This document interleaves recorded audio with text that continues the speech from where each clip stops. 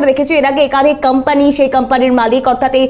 টাকা বিনিয়োগ থেকে শুরু করে মাছের কেনা বেচা এই সমস্ত কিছুর টাকা বিদেশে পাচার করা, এই যাবতীয় বিষয়গুলো সত্যি একটা বিষয় তো স্পষ্ট, যেভাবে শহর কলকাতা থেকে বিভিন্ন জেলা এমনকি বীরভূম অনুব্রত মণ্ডলের গড়, সেখানেও এই যে একচ্ছত্র আধিপত্য শাহজাহানের, কোথাও একটা সেখান থেকে দাঁড়িয়ে বেতাজ বাদশাহ হয়ে ওঠা শাহজাহান, তার পরবর্তী পথ কোন দিকে এগোতে পারে, কারণ এত প্রশ্ন এত জিজ্ঞাসাবাদের মুখোমুখি তাকে হতে হবে, তার প্রস্তুতি ইতিমধ্যেই সিবিআই এর পাশাপাশি ইডির তরফ থেকেও করা হচ্ছে।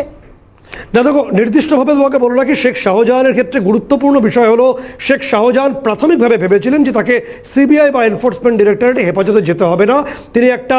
তুল্যমূল্য বেটার পজিশনে আছেন বলে তিনি হয়তো মনে করেছিলেন বলে অনেকে বলছেন। এক্ষেত্রে যে বিষয়টা উঠে আসবে, শেখ শাহজাহান তিনি তার যে সাম্রাজ্য বানিয়েছিলেন তিনি ঘুণাক্ষরও ভেবে দেখেননি যে এই সাম্রাজ্যের পতন এভাবেও হতে পারে,